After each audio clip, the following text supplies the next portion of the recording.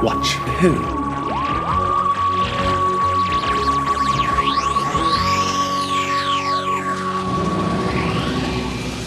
Hello, and welcome to Two Watch Who, a .2 podcast. I'm Mark. I'm Sarah. Are you okay? Yeah, it came up low battery, and I was like, but I'm plugged in, but it's my mouse that has low battery. Should we start again? Well, no, I'm a Doctor Who fan. And I'm new to watching Who. Watching for the very first time. Very first time. Oh, we're out here, camping outside this week. It's getting pretty cold and dark. It's that time of year. It is. But we decided to come outside anyway. In the massive tent, the big marquee that we've packed. Because why not? Yeah. Well, we'll sit in the tent here. We can record, can't we? And around the fire. Yeah, until the Land Rover runs it over. Yeah, until we get attacked, we'll stay out here. It's Torchwood again this week with the episode Countrycide. Torchwood does horror. But I've got a couple of things first, real quick to go through. So a couple of episodes ago, we were talking about a day in the life of Gareth David Lloyd. Oh, yeah. And I've done my research. Yeah. You were working in the evening. Oh, I was. Go on. Because it was that guitar recital. You know, that Jonathan guy, and there was a picture of him in front of a door. My friend Jonathan. Yeah, he was doing a guitar recital in the dance studio, so you must have come in for that. I think... What research have you done to find that? No, I went on the Gates Facebook page and went to that day, and it was advertised. There's still the posts are up there. It was the same day, and I think you saw him leave because you were coming into the evening. I think you came in at the end, and I must have come into. I feel like it was at I don't think it was very late, that guitar recital. So I must have started at 4 or 5. Yeah, I think so. And then you saw. So you were there. But that's why I didn't... I was there, you see? But then I told you I was. But I don't think you were there first thing, so in my memory you weren't there. But yeah, you must have come in later on. Anyway, there we go. I did! Well, I know you did. Oh my God. Let's move on. Done. Right. Here's some Big Finish Doctor Who news, which I wanted to read to you, because just see what you think. So, Big Finish. Polly returns. God.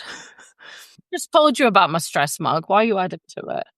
I've literally just told you. Here we go. The next instalment of the First Doctor Adventures comprises one 3-hour story called Beware the City of Illusions, in which Annika Wills returns as Polly for the first time since 2019.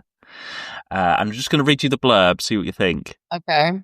Polly has pursued a life of environmental activism after leaving the TARDIS and sets off to investigate a seemingly utopian, eco-friendly city, but all is not right in paradise. When is it ever? And her investigation leads to the discovery of a looming threat to the planet. Help is on hand, though, as she encounters a very familiar face, the Doctor. The problem is, from his perspective, he hasn't met her yet. Polly is also reacquainted with Dodo, but as this old friend is now working for the ambitious politician J.J. Radcliffe, can she be trusted? I don't know how it's set, so it's the Doctor before he's met Polly, but meeting Polly. Interesting. But with Dodo. And it says here, on returning to play Polly, Annika Wills said, "Lovely Nick Briggs called me up and said he would like to write a story for me, and what would Polly be doing now? In the later stages of her life? Would she be running a little tea shop in Devon?" And I said, "Running a tea shop? No, she'll be out there. She'll be busy saving the planet because God knows it needs a little help." So I'm looking forward to that. I bet you are. Annika Wills is still getting that money in. She's still working. I thought you'd be pleased to know that. Sure. Well, when it comes out, I'll let you know how good it is or not. Also, just real quick, there's still this missing episodes talk and everything. No news yet or anything. But I have thought, when the first episode gets announced, okay, I'm trying to get you to agree to this while we record, so it will happen. Whichever story it's from, we should go back and rewatch that story with the missing episode in there and just see if it changes our perspective. Whatever story it is. I don't know what it would be. It's quite exciting. What do you think? There's only one I don't want to do. Marco Polo. Okay, if it's Marco Polo, you won't, because that's 7 episodes. Yeah. And we were talking about like one episode. I reckon one episode will be announced on its own first, whichever episode that is. If it's not Marco Polo,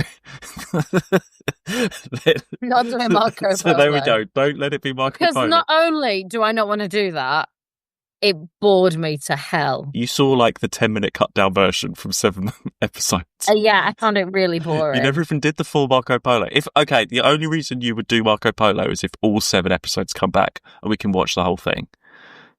No. It's more Ian. No. Marco Polo is probably similar to the Smugglers. Oh, if the Smugglers comes back, though, we've totally got to do that. Because I think it could be the Smugglers is up there in likelihood. Actually, Marco Polo and the Smugglers are both up there in likelihood of it being. That's why you said it, haven't you? Anyway, okay, so you've agreed to that. Great, tick. I've agreed to not do Marco Polo. Okay, all you've agreed to, not Marco Polo. I've agreed to not watch Marco Polo. Well, there we go. Well, that's something. There's some kind of agreement there. And let's talk about today's episode. Yes, let's. 17 disappearances within the last 5 months.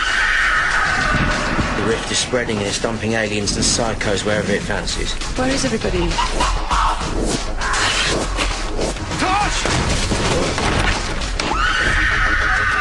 Oh my god. You can't fight them, they're too strong! Help me! Stop that! Oh my god. How many people have been down here? What did this, Jack? It can't be human. How far is this going to spread? I knew this was going to be quite a horror-y type one, but I hadn't seen it. It was really scary. I watched it in the dark. It's like a proper horror movie, isn't it? Well, there's a few interesting things about this, I think. One, because it is still within the Doctor Who world. So I would say, and someone might come at me, maybe you'll come at me, is this the first story that doesn't have a monster or villain in that sense? Well, that's the thing. Yeah, it's not like a sci-fi. It's not sci-fi in any way. It's not a sci-fi thing. There's no sci-fi element to it. The horror is the human. From the top of my head, I can't think of anything, and I'm trying to think everything that we've done. The whole point is Gwen says, doesn't she? I've seen all of this terrible, scary, things you would never imagine, and I'm trying to understand why you've done this. And he's like, because I enjoyed it. The horror is the human. But that's part of why this episode, I think, is really good, because you are thinking, oh, it's going to be something, and they're always saying, oh, it's something through the rift, is it a weevil, is it this? And always, in Doctor Who, always, the demons or something, they're like, is it supernatural? No, it's aliens. Is it something else? No, it's a mad scientist that's done this sci-fi thing. I can't think, off the top of my head, of anything that we've had where it has just turned out to be humans. There's always been something, some weird thing, even if it's psychic or unexplained or something. Nothing where it's actually, this is it. That's all it is. So that definitely sets this apart. The opening, the pre-titles, complete horror movie. That would just be in any Hollywood horror movie, like Jeepers Creepers or something. Car in the middle of nowhere. She stops, there's something in the road, which happens in real life, doesn't it? That's like a proper true crime thing. People do that, don't they? If you see something in the road, don't get out of your car. Get out of your car and don't leave the keys in your car. That's proper trope of horror and real life. Yeah, all the team are in this, which is really good. I like it when it's the gang are together and they're all off out in the middle of the supposedly Brecon Beacon somewhere. Great scenery. Looks really good. Yeah, it's not the Brecon Beacons, Mark. Well, it's supposed to be, but it's Bannau Brycheiniog, thank you very much. Is that Welsh for Brecon Beacons? They've changed it. It's not called Brecon Beacons anymore. It's called Bannau Brycheiniog now. Well, there we are. That's where they're at that place that you just said. Bannau Brycheiniog. I think it's actually filmed in Swansea or around Swansea somewhere. No, it's filmed in Bannau Brycheiniog. Oh, okay. So they're all off in that place. And the first thing that struck me was that they have brought the biggest tents ever to go camping. don't you think? Well, they're not just camping, though, are they? And this is Torchwood. I mean, they're setting up for, like, field surveillance.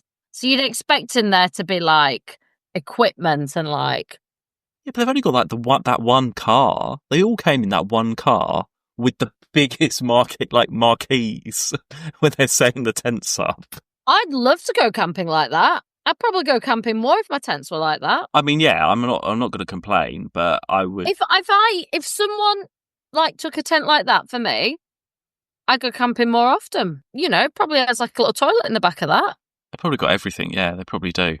Well, there's two things going on. You've got the horror movie stuff, which is what, as I say, in any film, you would have a group of people camping, different characters interacting, you know, the different... This is Chris Chibnall that wrote this. Yeah. It had that sort of... have you watched... Oh, what is it that he did? Broadchurch. And I could imagine, like, after I watched it, I was like, do you know what? I don't know, the depth of humanity, I think, got me thinking with Broadchurch. Well, the first stuff that we have, you know, they're all setting up camping, and then we get this little chat with the team, don't we? So you never know if they're all getting on or not, or what's going on. So we've got a little bit of this. Well, okay, let's just talk about Gwen and Owen then, because that comes up in conversation, and that has stuff throughout this whole episode.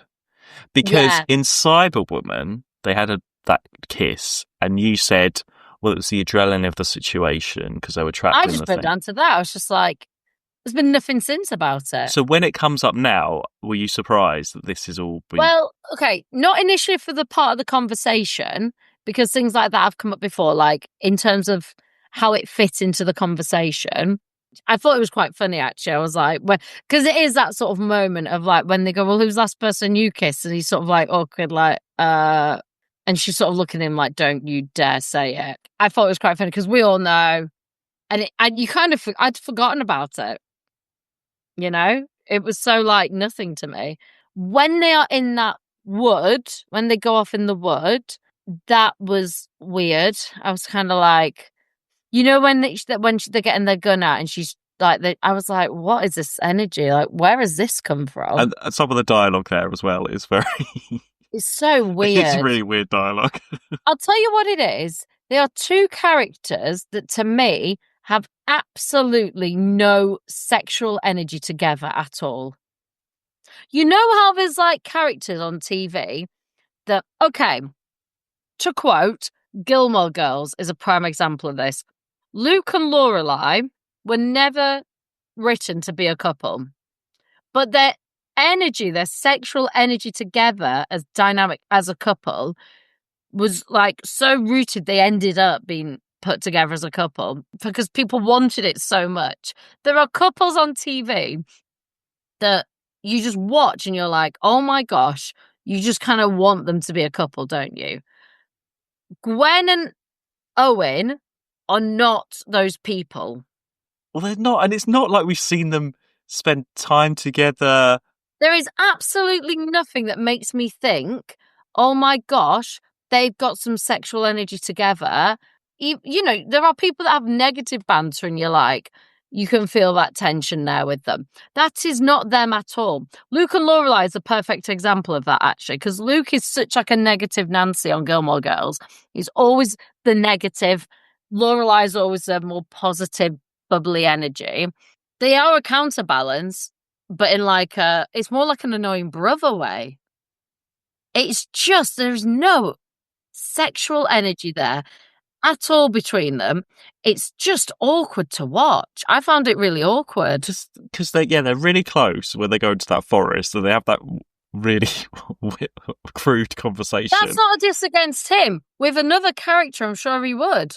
It's just not them two. But I feel like he's also, because we've seen him in that first episode with the spray, just going out and having sex with whoever. Yeah. He's a bit like that. And I feel like it's a shame that they've cast him as in that way at the start.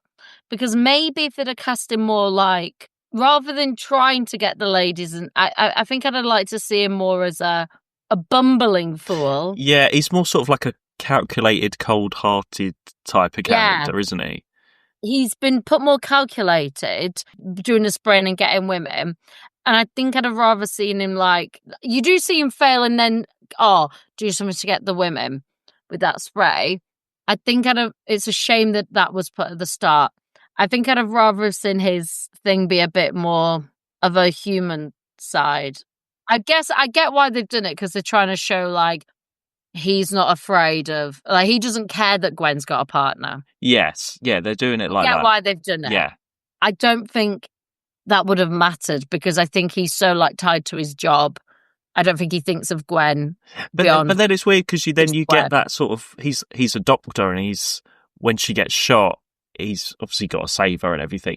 And then you see her like holding his neck and stuff. I was like, if I thought I was going to die and I had a bullet in me, the last thing I'd be thinking about was doing something like that to the guy doing the surgery. I'd be like, oh my God, there's a bullet in me. I'd be more concentrating on, even if like that pain's been numbed, I think I'd be more concentrating on like trying to keep myself alive. It's really weird. I feel it's really forced. And it was done in like a way to sort of remind us the whole way through. So when it comes at the end, it's like, I almost would have preferred they didn't do that we'd have had just that moment at the start. Yes. Their argument, nothing, and then at the end. Yeah, that would have been more of a moment at the end. But because they've had that conversation and that other stuff, and they've tried to make it look like she's thinking about him throughout all of that. I think it would have just been enough that they'd have had their argument in the wood would have been enough, like, well, yeah, without the weird sexual tension thing, like, don't tell me you've not thought about it. Just a classic argument, that's the thing. Here's some, and then completely everything going on with their task. She comes back, absolute reflection, oh my God, humanity, life, this job, can't talk about it. And she finds solace in someone that she can connect through, which is through work. Yeah. That would have been a better thing, but I might have actually like believed that a bit more. Yeah. So, what are you thinking of their characters now? Are you still? I mean, you didn't really like Gwen to begin with. No, but does it sort of put you off the characters a little bit? Not really. Like, weirdly, to begin with, I was a bit like, what? But I can see it as a believable scenario because their whole job is so ridiculous. Do you know what I mean? Like, they have got jobs that, like, I mean, it's not something like I condone, but like her job is absolutely insane. She sees absolutely insane shit. She has no one she can't go home and talk to Reese about it. He's not going to understand it, is he? And I suppose this one in particular, this is like the most horrific thing they've been through. If it was going to happen, it would happen in this one. I think this is one of those things where maybe when she was on the police, she could go home and talk about it. Yeah, but even this is beyond the police, isn't it? She's going around with this is more closer to because the police are involved in this, because the police go and arrest them. But she wouldn't have been she wouldn't have been like in it like that, would she, I suppose? No. But it's not like, they've just, like last week, for example, with like the fairies or whatever at that barbecue, if it had been that and then that happened, it'd be like, well, actually, it's not been that big or stressful. But they've actually been through a trauma. I mean, she was shot and had all that stuff and captured and everything. If it was going to happen, I suppose it fits that it happens at the end of this one for them. And then we'll go back into that conversation as well. Poor Yanto obviously mentions Lisa. That's an awkward moment. And then poor Tosh as well as kissed Owen at New Year's. So that sort of shows their characters. I think, again, that was I thought this was going to be a bit of a Tosh episode. Well, yeah, because Tosh and Yanto go off, don't they, together? So we see them exploring, and then she disappears. It has its moments of it being a Tosh episode. Well, they all get something good, actually. Set up, like, Tosh being, like, you know, what's your life? But I thought it was going to be a bit more of a Tosh episode, so I was a bit surprised at that. Well, they all get something good to do, actually. They all have something. So it is a really good episode. And because we don't have many other extra characters, it's the whole, like, good first half hour is them just exploring this deserted village and everything.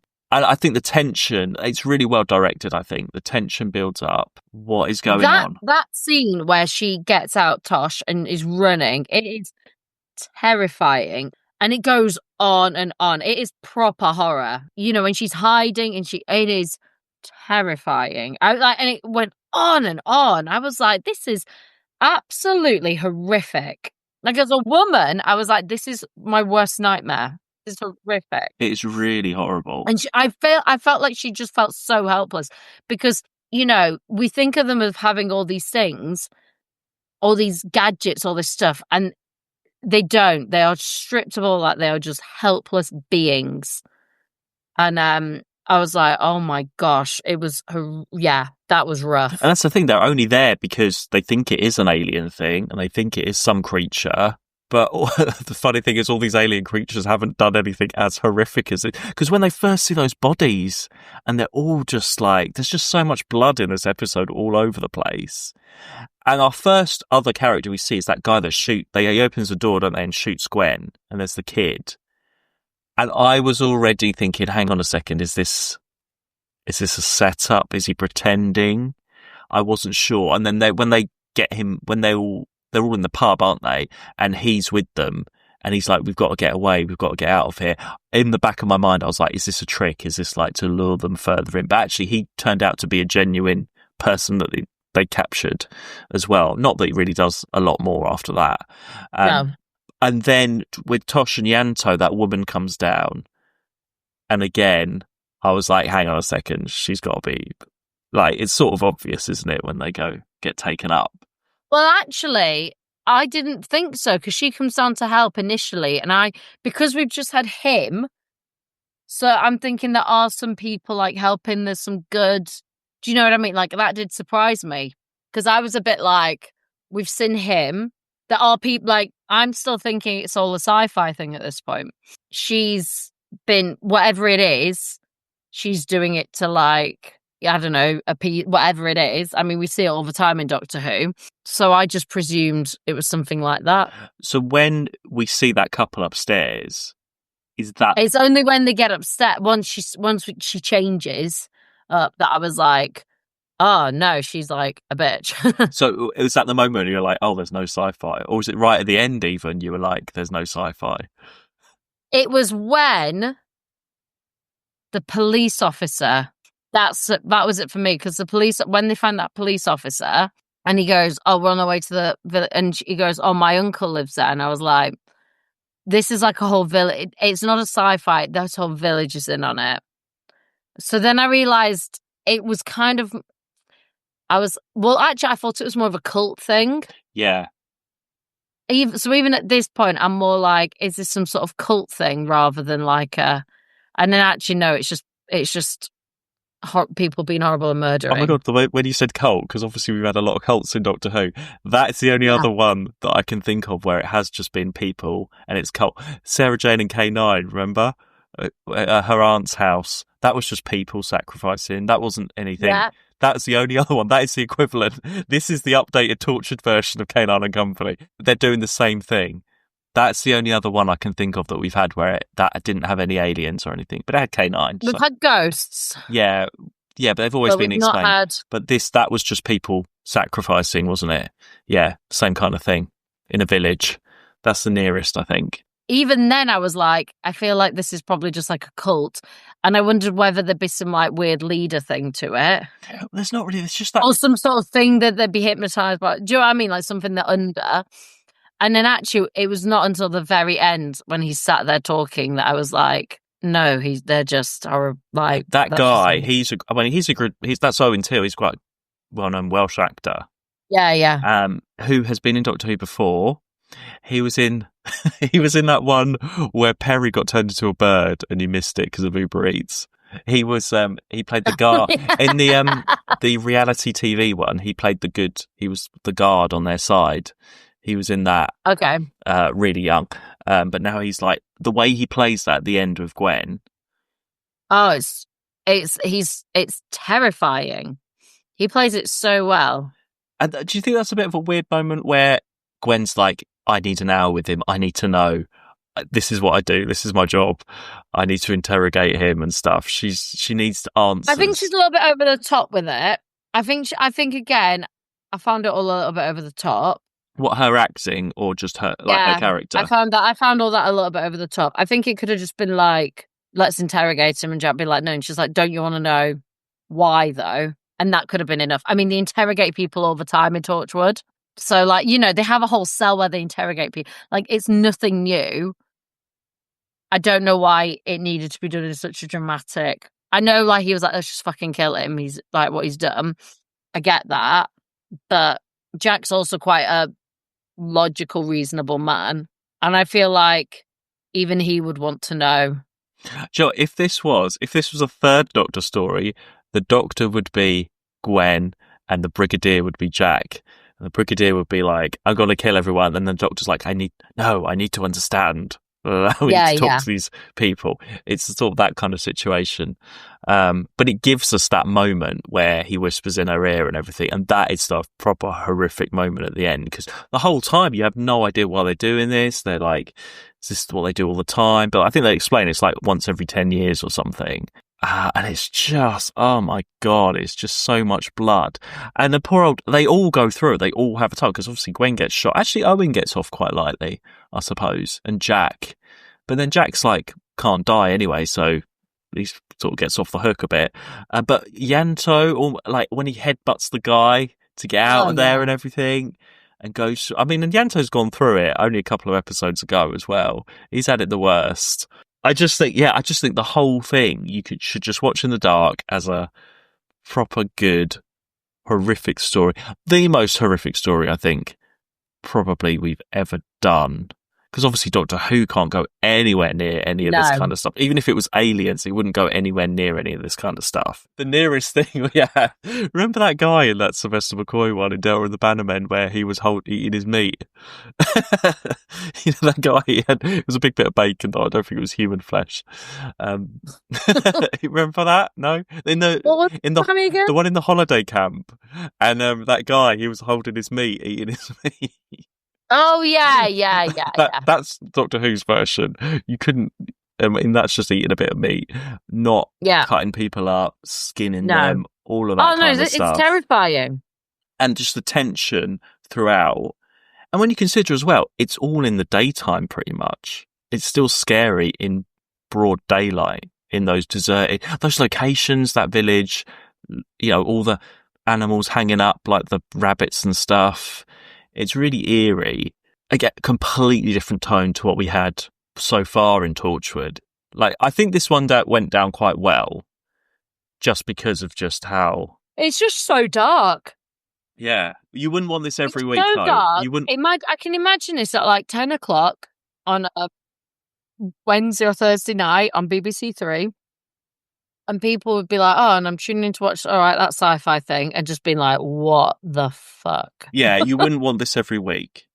You would just want this every now and then, like, as... It had an impact, but sure. It had an impact because it's not anything weird or alien, or... Because you say, that bit with, like, Tosh being, like, chased, if that was... It's awful. But if that was, like, a robot or a space pig or something...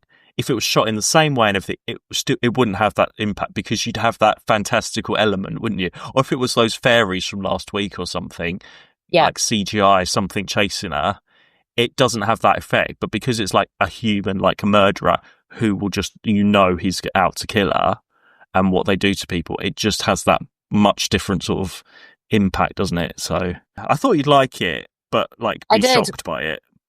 Yeah. And then you throw in all the Gwen and Owen stuff as well, and then you're like, oh my God. Yeah, like I say, the shock of that is the end, but I'm more shocked at like where that's going to lead. Well, yeah, what do you think? Do you think that will come back up again, or what are you thinking? I think it's been set up now. This is like the sort of arc of... Yeah. Or Gwen's arc, I suppose. I don't think it'll impact anything with Reese. It's just like her arc of like, and I don't think it'll impact anything with their work. I don't think it'll come up in like they're in a relationship or anything like that. I think it's like just her release, but I think it will be like that'll be their thing now. Okay, well we'll leave it there. All we can say is, well, I mean, that's the thing, we loved it. So, like, I know it wouldn't be for everybody though. I'm sure there are people that don't like this type of thing that would want to avoid this type of thing. I think. Yeah, even when I was watching it, I was like, this is terrifying. This is proper horror.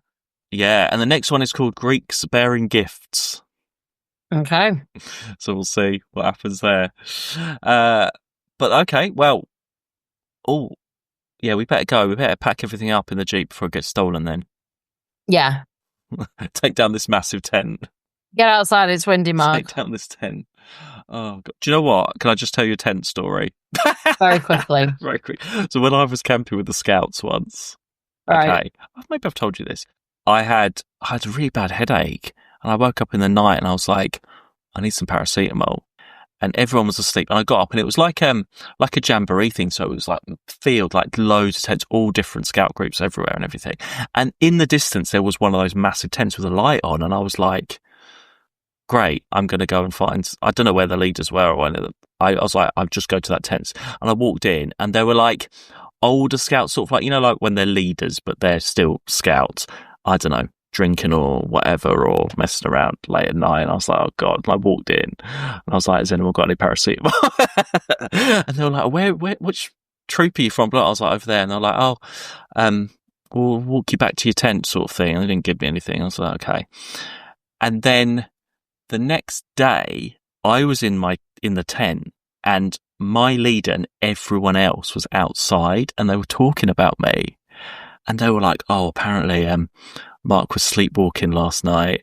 Some other leaders came over and told me that they found him sleepwalking, blah, blah, blah, and all this stuff. And they were all talking about me, like, just be like God, nice to him and everything. And I was like, oh my God, I was not. I was asking for some paracetamol. I think it's because those leaders were like drinking and stuff. They shouldn't have been. And they were like covering their tracks. But I was like, I just heard everyone. You should have said I was not sleepwalking. I know. I was like, I just want some paracetamol. Anyway, there we go. So that's my marquee tent experience. Right. Anyway, everyone, we'll see you all next week. In the meantime, you can follow us on social media and follow us at Patreon at To Watch Who. And we'll see you all next week for another episode of Torchwood. Bye. Bye. To Watch Who.